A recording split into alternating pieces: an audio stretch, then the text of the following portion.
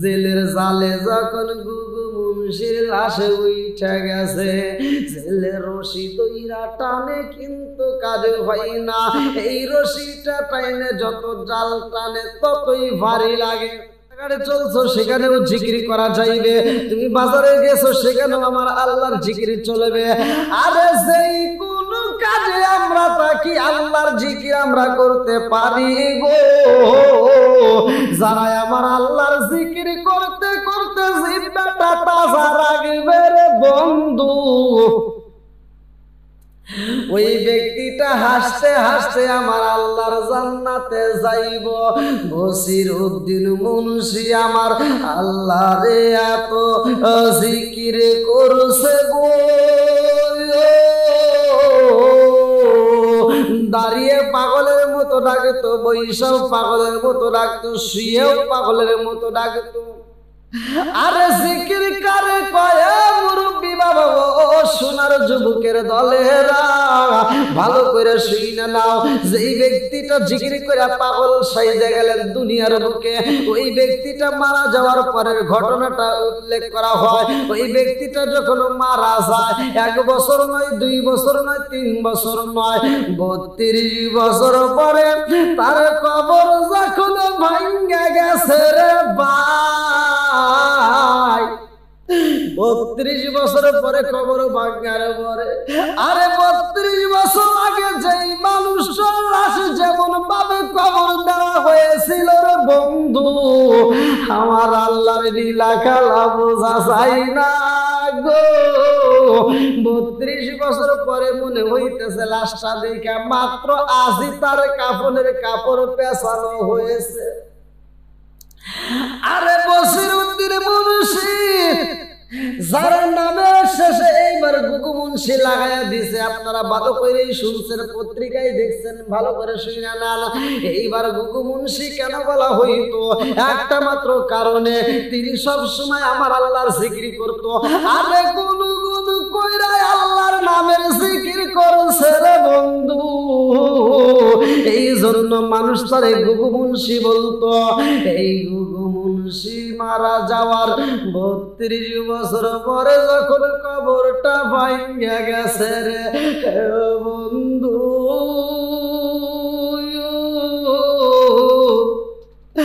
আর কবরের ভিতর থেকে লাশটা যখন বের হয়, আরে লাশটা নদীর ভিতরে চইলা গেছে রে মুরব্বি বাবাজিরা গো। বসির উদ্দিন ওরফে গুগু মুন্সির দেহটা যখন পানির ভিতরে যায়, ওই নদীর ভিতরে জেলেরা ছিল মাছ ধরার জন্য, তারা মাছ মারতেছে। জেলেরা মাছ মারতে যাইয়া জেলে কান্দে আর কয়, আমি যখন জালের রশি দইরা টান মারছি গো, জীবনে কত মাছ মারলাম এই নদীর ভিতরে, আমার জাল তো কোনোদিন এত ভারী হয় নাই, আজকে আমার জালটাকে এত ভারী হয়ে গেছে।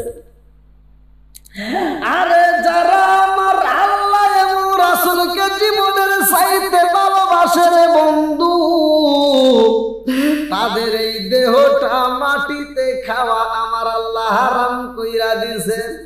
যার মাটিতেও খায় না, জমেতে সইলা যাবে নবীর প্রেমিক সেই জনা, যারে মাটিতে খাই না, জমেতে সইলা পারে নবীর প্রেমিক সেই জনে। এইবার গুগু মুন্সির লাশ যেই জালের ভিতর বন্দী হয়ে গেছে রে ভাই, আমার আল্লাহ দুনিয়াবাসীকে জানানোর জন্য জেলের জালে যখন গুগু মুন্সির লাশে উঠে গেছে, জেলের রশি দইরা টানে কিন্তু কাজ হয় না। এই রশিটা টাইনে যত জাল টানে ততই ভারী লাগে। আরে আগে জেলে আর আগে জেলের কাছে বলে, ভাই জীবনে কত মাছ মারলাম, যত মাছ ধরছি গো, আমার জীবনে কোনোদিন এরকম হয় নাই, আমার জালটা কেন আজকে ভারী হয়ে গেছে? কেন ভারী হয়েছে রে সোনার যুবকের দলেরা? ওই জালের ভিতর আমার আল্লাহর আর একটা পাগলের লাশ রয়ে গেছে রে বন্ধু। যেই ব্যক্তিটা দুনিয়ার বুকে আমার আল্লাহর প্রেমে পাগল হইয়া আমার রাসূলের প্রেমে পাগল হইয়া জীবন কাটাইছে, আরে ওই ব্যক্তির দেহ তো এই মাটি খাইতে পারবে না রে ভাই। এই মাটির জন্য তো এই দেহ খাওয়া হারাম কইরা দেওয়া হয়েছে, কারণ আল্লাহর রাস্তায় যারা জীবন দেয় তারা মরে না, তারা জীবিত। যারা আমার আল্লাহর রাস্তায় জীবন দিবে আমার আল্লাহ বলে কোরআনুল কারীমের ভিতর, ও আল্লাহ তাকুলু লিমাই কুতালু ফি সাবিলিল্লাহি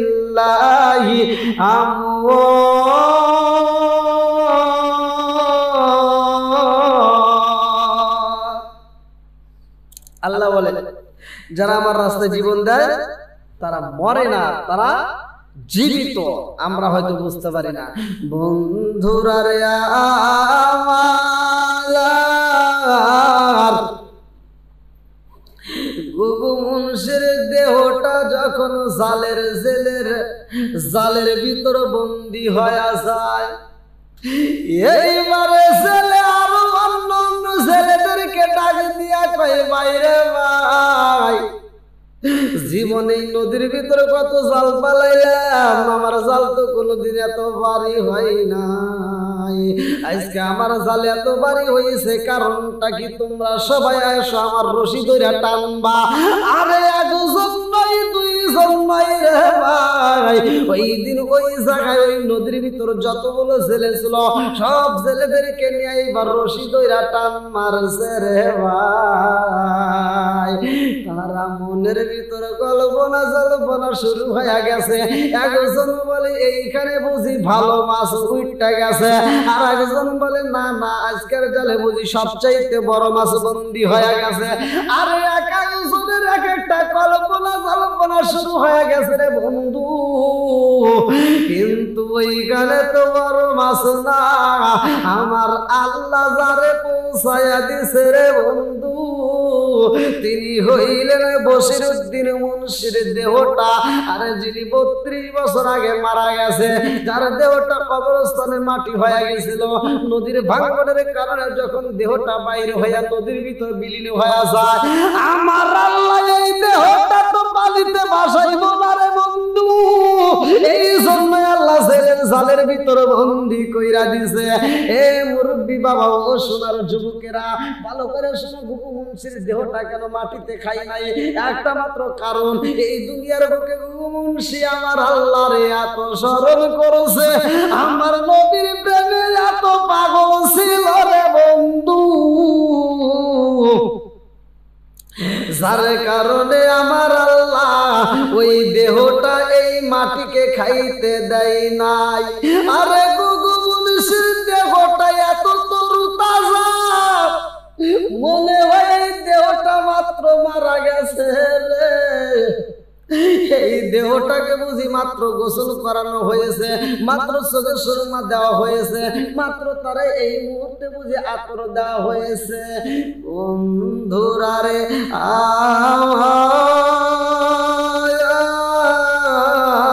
আর গুগু মুন্সির দেহটা কেন খাই নাই? একটা মাত্র কারণ, তার ভিতরে আমার আল্লাহ এবং রাসূলের প্রেমে ভরা।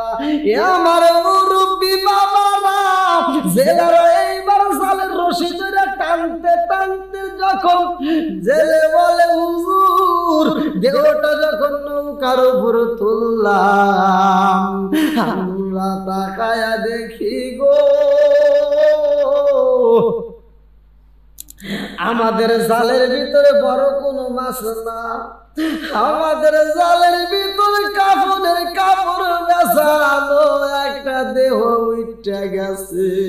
জেলে বলে আমার জীবনে আমি কোনোদিন এরকম ঘটনা ঘটে নাই, কোনোদিন এরকম ঘটনা দেখি নাই, আজকে আমার জীবনে প্রথম দেখলাম আমার জালের ভিতরে লাশ বন্দী। জেলে বলে আমি যখন কাফনের কাপড়ের দিকে তাকাইলাম, আমার মনে বলে এই কাফনের কাপড়টা মাত্র বাজার থেকে মার্কিন কাপড় কিনা আইনা পরানো হয়েছে। আরে শুধু তাই না রে ভাই, জেলে বলে এই কাপড়ে একটু মাটি লাগে না, এত সুন্দর কাপড় চিকচিক করতেছে। এইবার তার মুখটা খোলার জন্য পাগল হয়ে যায়। মুখটা যখন খোলা হয় রে বন্ধু, গ্রামবাসীরা যখন দেখানো হয়, গ্রামের মুরব্বীরা দেখে চিনা পালাইছে এটা তো আর কেহ না, এটা হলো বশিরউদ্দিন মুন্সি ওরফে গুগু মুন্সি। তার লাশটা তোমরা কোথায় পাইলা? ও নবীর প্রেমিকেরা,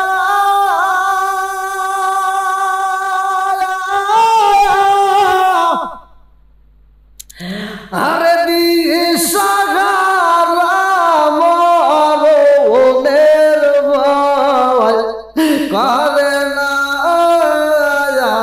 প্রেম তো মরে না,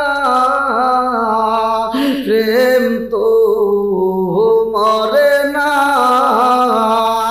আরে বশিরউদ্দিন মুন্সি এমন প্রেম করছে গো, যেই প্রেম তো মরে নাই।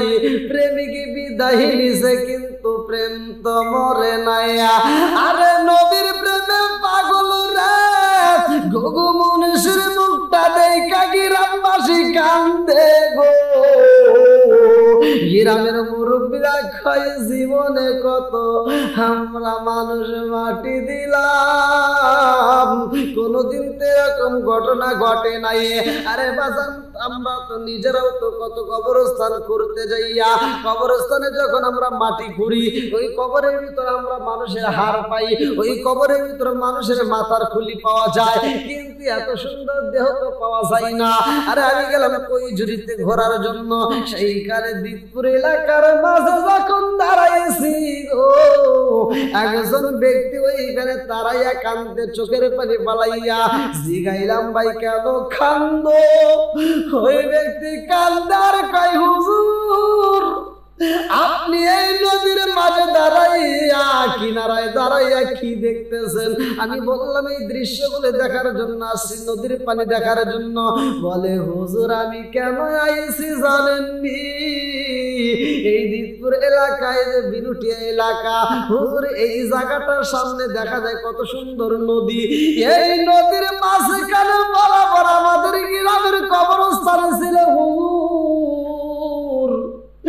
ওই কবরে কত মানুষ ছিল গো, ওই কবরে আমার বাপটা রয়ে গেছে, ওই কবরে আমার মায়ের দেহটা মাটি দিছিলাম। হুজুর আমি ভাবতেছি কবরস্থান ভাঙ্গা গেছে গো, আমার বাবার দেহটা কোথায় গেছে, আমার মায়ের দেহটা কই গেছে?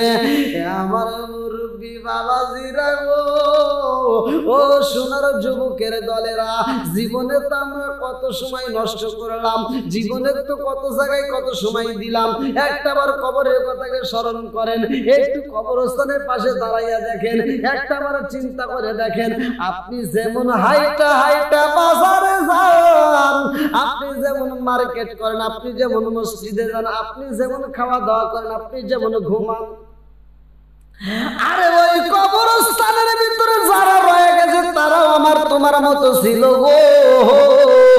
আজকে আমরা তাদের কথা ভুলে গেছি, ওই কবরস্থানে তারা এমন ভাবে বন্দী হয়ে গেছে রে ভাই, আর জীবনে বের হতে পারবে না।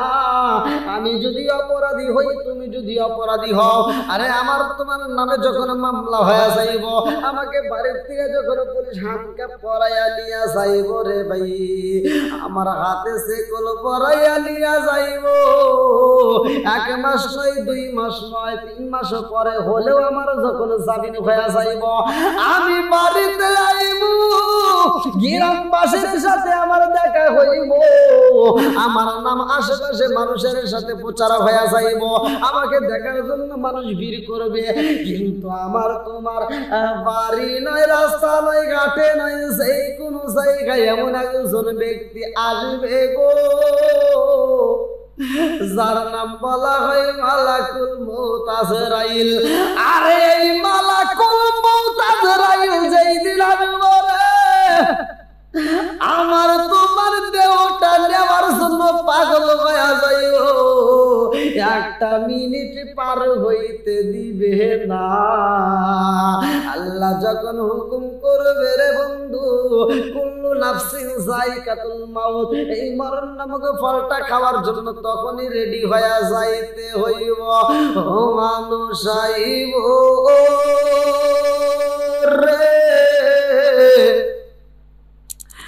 আরে এক নজর দেখিতে মানুষ আইব রে, ও মানুষ আইব রে, এক নজর দেখিতে মানুষ আইব রে।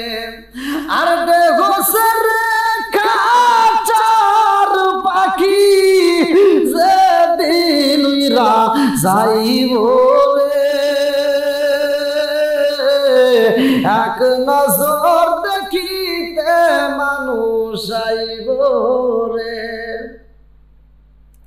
হঠাৎ একদিন আজরাইল আই ফাঁসি দিব রে আমার গলে, শেষ করিব আমার জীবন পাগল মন।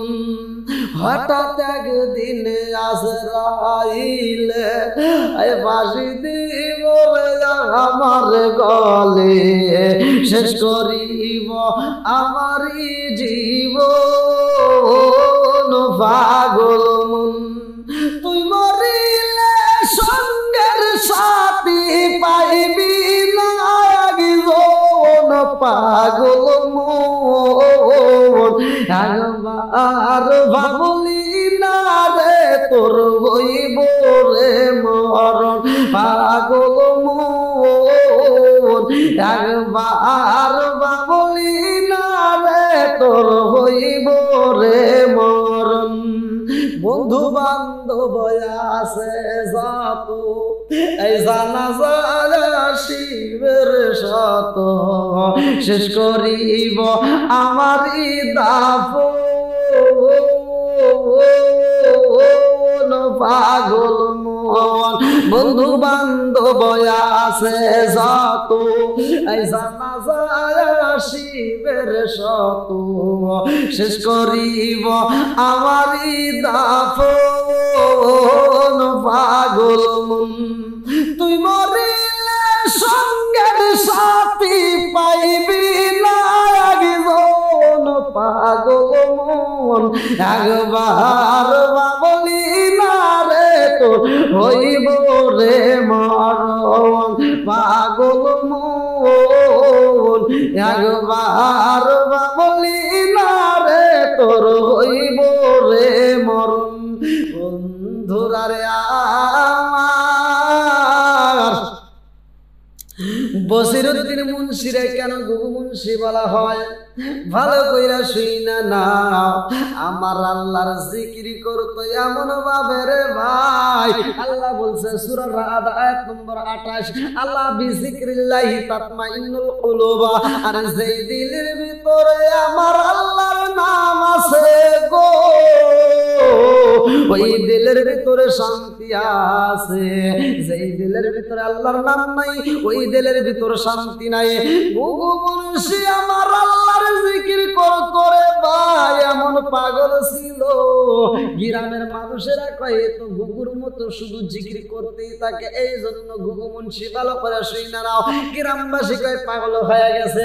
গুগু মুন্সি যদি বাজারে যাইতো সেখানে বলে মানুষ পাগল হয়ে গেছে। গুগু মুন্সি যদি কাজে যাইতো সেখানে বলে মানুষ পাগল হয়ে গেছে।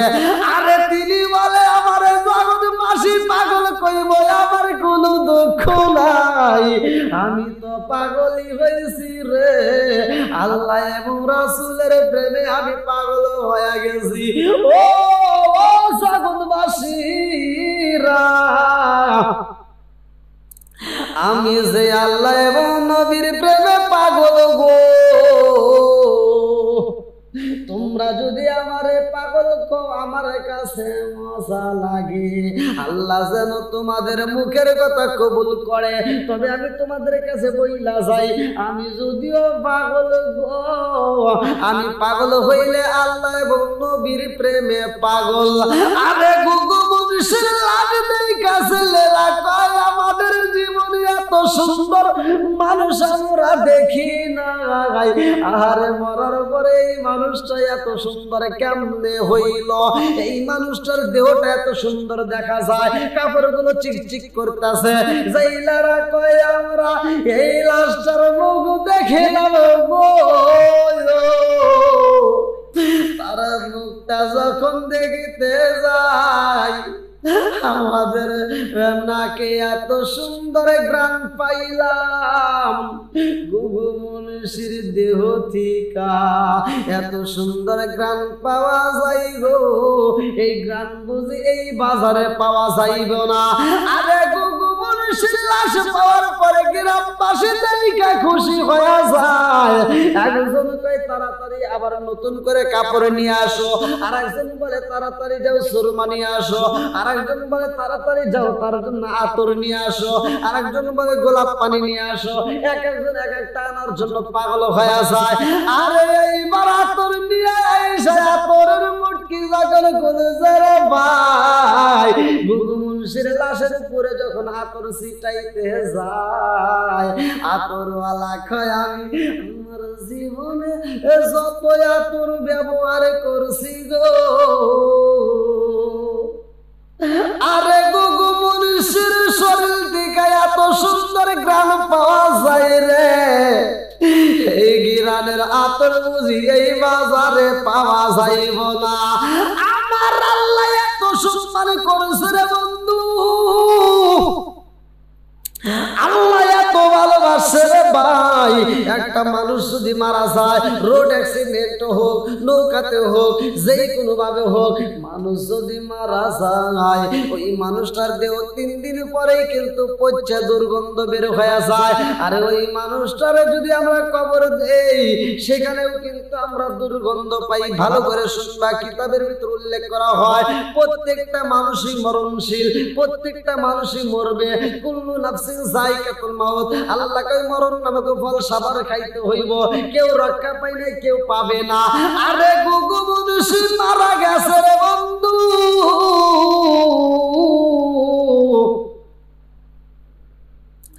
অথচ আল্লাহ তারে কত ভালোবাসে, এত সুন্দর ঘ্রাণ দিছে। জাইলারা কয় আমরা এত সুন্দর ঘ্রাণের আতর কোন জায়গায় পাই নাই, যে আতর দিতে গেছে রে বন্ধু সে বলতেছে আমার জীবনে কত আতর কিনলাম, কিন্তু গুগু মুন্সির গায়ে থেকে এমন আতরের ঘ্রাণ পাইলাম গো,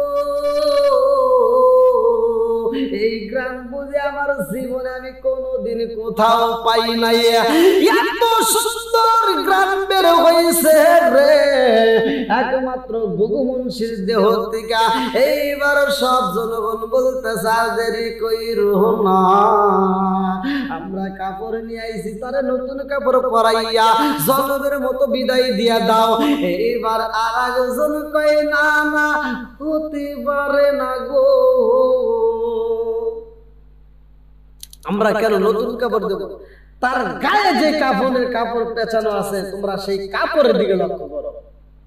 তাকা দেখে গুগু মুন্সির গায়ে যে কাফনের কাপড়, সেই কাপড়ে একটা মাটির কণা পর্যন্ত লাগে, এবং লাশটা এত সুন্দর, তার চোখের দিকে তাকাইলে মনে হচ্ছে মাত্র সে বিদায় হয়ে গেছে, তার মুখের দিকে তাকাইলে মনে হচ্ছে এই মাত্র গোসল করাইছে। আর একজন আইসা দাঁড়াইছে, বলে আমি একটু দেখতে চাই। তিনি কি করলেন, মাথার মোড়া যখন খুইলাম মাথায় হাত দিয়েছেন, তিনি বলতেছেন মাত্র তারা বুঝি গোসল করা হয়েছে। আহ, আল্লাহর রাস্তায় যারা জীবন দেয় তাদের জীবন ধন্য। গুগু মুন্সি যদিও মারা গেছে, দেখেন তিনি আল্লাহর জিকির করছে সর্ব অবস্থায়। গ্রামবাসী বলছে যে তিনি যখন বাজার করত, বাজারে যাইতেও তিনি কি করত, আল্লাহ এবং রসুলের নামে পাগল হয়ে যাইত, জিকিরে সব সময় লিপ্ত থাকতো। বাড়িতে আসতো সেখানেও জিকির, ঘরে আসতো সেখানেও জিকির, শুইতে যাইতো সেখানেও জিকির, যে কোনো অবস্থায়। এবার আপনারা শুনলেন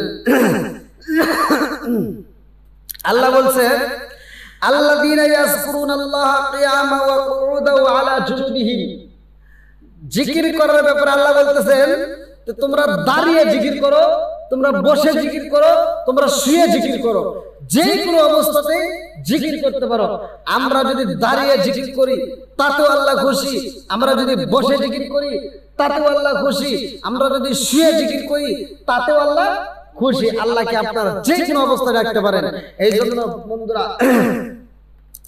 আল্লাহকে স্মরণ করতে যে আমরা এমন একটা জামানায় আমরা পড়েছি, আমরা যদি আল্লাহ এবং রাসূলের প্রেমে পাগল হই, ভালো করে শুনে নাও, আপনি এশারের নামাজ পড়ে যখন ঘুমাবেন, আপনি ঘুম পারবেন, আপনার জিকির করার প্রয়োজন হলো না।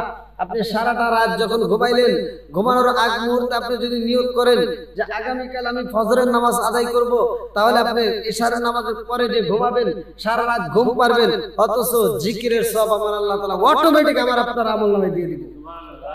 শুধুমাত্র তাই না, আপনি ফজরের নামাজ পড়ে যখন রিজিকের তালাশে বের হবেন, আল্লাহু খায়রুর রাযিকিন, রিজিকের মালিক তো আল্লাহ, আমি আপনি রিজিকের জন্য তালাশ করব। আল্লাহ কিন্তু এই কথা বলছে যে তুমি কি করো, রাত্রিটা আরাম করো, রাত্রিটা দিয়েছে আল্লাহ আরামের জন্য। আবার কি করো, দিনের বেলায় তুমি ফজরের নামাজ পড়ে তুমি কি করো, রিজিক তালাশ করো, রিজিকের জন্য তুমি মাঠে সরে পড়ো। আল্লাহ এই কথা হুকুম করছে। আল্লাহ বলে নাই তুমি ফজরের নামাজ পড়ে তুমি তাসবিহ নিয়ে বসে থাকো, তোমার ঘরে আমি খাবার পাঠা দেব, এটা কিন্তু বলে নাই। তাহলে আমরা কি করলাম, ফজরের নামাজ পড়ে আপনি যখন আপনার কাজে ব্যস্ত হবেন, আপনি ধান কাটতে যান, যে কোনো কাজে যান, সব কাজ করবেন, আপনি নিয়ত করবেন আমি জোহরের নামাজ আদায় করব। এই জোহরের নামাজের আগ পর্যন্ত, ফজরের নামাজের পর থেকে শুরু করে জোহরের নামাজের আগ পর্যন্ত আপনি যে কোনো কাজ করেন না কেন, প্রতিটা কাজগুলোকে আল্লাহ তাআলা জিকিরে পরিণত সব দিয়ে দিবেন। এরকম আমরা যেই নামাজ পড়ি না কেন, আমরা প্রত্যেকটা নামাজের পরে আমরা নিয়ত করব আমরা তার পরের ওয়াক্ত নামাজের পড়ার নিয়ত। এজন্য হাদিসের ভিতর আছে ইন্নামাল আমালু বিন্নিয়াত, সবকিছু কাজ কর্ম আমরা যে কোনো কাজ করি না কেন সবকিছু নিয়তের উপর নির্ভরশীল। আপনি যখন ফজরের নামাজটা পড়বেন না, আল্লাহর ফেরেশতারা কয় আল্লাহ ওর নাম কি কেটে দেব, ওর নাম কি জাহান্নামের খাতায় তুলে দেব? আল্লাহ কয় না, না, আমার বান্দা বুঝি অবশ্যই করবে, সে এখন পড়ে নাই, একটু অপেক্ষা কর, আমার বান্দা ঘুমে আছে। যদি কোনো ব্যক্তি ঘুমে থাকে, আল্লাহ কয় যে একটু অপেক্ষা কর, আমার বান্দা ঘুম থেকে উঠলে বুঝি আমার হুকুম পালন করবে। এই জন্য আবার যখন ফজরের নামাজ নাই পড়া হয়, যখন জোহরের নামাজ শুরু হয়ে যায়, তখন বলে আল্লাহ এখন কি করব, তোমার বান্দা তো জোহরের নামাজে যায় না, বলে আর একটু অপেক্ষা কর। এবার যখন সে যায় না, তখন আল্লাহ বলে আমার বান্দা জোহর পড়ে নাই, আসরে বুঝি ঠিকই পড়বে, তবু তার নাম কাটিস না। আল্লাহ আমাদেরকে এত ভালোবাসে, এত দয়া করে, এত মায়া করে, আসলে আমরা বুঝলাম না, আল্লাহকে চিনলাম না। দেখেন আজ যদি আমরা দুনিয়ার বুকে আল্লাহ এবং রাসূলের প্রেমে পাগল হই, তাহলে আমাদের এই দেহটা মাটিতে খাবে না, আমাদের এই দেহটা মাটিতে ভক্ষণ করতে পারবে না। দেখেন গুগু মুন্সি তিনি সাধারণ জীবন যাপন করছে, সাধারণ জীবন যাপন করছে এই দুনিয়ার বুকে, কিন্তু তার ভিতরে একটা গুণ ছিল, সেই গুণটা হলো তিনি কি করতো, সব সময় সর্ব হালতে আল্লাহকে স্মরণ করত, রাসূলের প্রেমে পাগল হইয়া রাসূলের উপর দরুদ পড়তো। তাহলে এই যে সর্ব অবস্থায় আল্লাহর জিকির করার কারণে আল্লাহ তাআলা তাকে এতটা সম্মান করছে যে 32 বছর পর কবর ভাঙছে, অন্য কোনো কবর নাই, কিন্তু ঘুঘু মুন্সির কবরের লাশটা এখন পর্যন্ত ঠিকই রয়ে গেছে। এই মরণ নামক ফলটা খাওয়ার জন্য তখনই রেডি হয়ে যাইতে হইব। ও মানুষ আইব রে, আরে এক নজর দেখিতে মানুষ আইব রে, ও মানুষ আইব রে, এক নজর দেখিতে মানুষ আইব রে। আর দেখো সে রেখা চার পাখি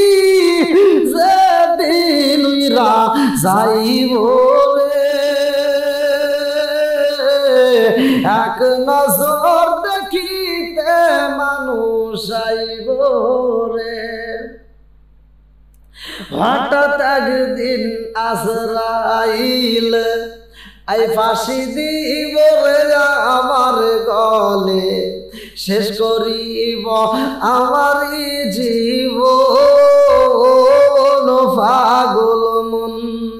হঠাৎ একদিন আজরাইল আই ফাঁসি দিব রে আমার গলে, শেষ করিব আমারই জীবন পাগল মন। তুই মরিলে সঙ্গের সাথী পাইবি না একজন পাগল মন। একবার ভাবলি না রে তোর হইব রে মরণ পাগল মন। একবার ভাবলি না রে তোর হইব রে মরণ। বন্ধু বান্ধব আছে যত এই জানাজা শিবের শত, শেষ করিব আমারই দাফন পাগল মন। বন্ধু বান্ধব আছে যত এই জানাজা শিবের শত, শেষ করিব আমারই দাফন পাগল মন। তুই মরিলে সঙ্গের সাথী পাইবি না একজন পাগল মন। একবার ভাবলি না রে তোর হইব রে মরণ পাগল মন। একবার ভাবলি